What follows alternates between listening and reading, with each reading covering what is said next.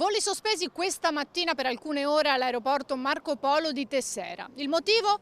Uno stormo di gabbiani reali che impediva i decolli e gli atterraggi in pista. Per garantire la massima sicurezza, dunque, il gestore dell'aeroporto Save, in accordo con ENAV, l'ente della navigazione aerea civile, ha quindi deciso di chiudere lo scalo per circa 2 ore, con la conseguenza che alcuni voli programmati a Venezia sono stati deviati su altri scali, come quello di Verona, Trieste e Milano.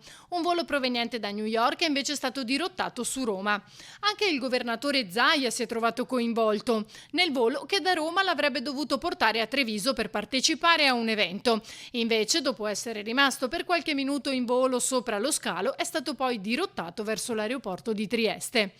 Lo stop provvisorio si è reso necessario per garantire la piena sicurezza di passeggeri e operatori, visto che la collisione degli aerei con gli uccelli in fase di atterraggio o decollo potrebbe essere pericolosa.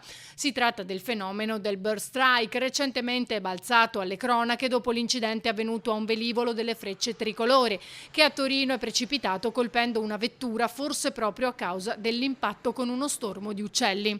In quell'incidente morì una bimba di 5 anni. Il rischio nello specifico è che l'animale colpito possa finire in una delle turbine dell'aereo, causando lo spegnimento di uno o più motori.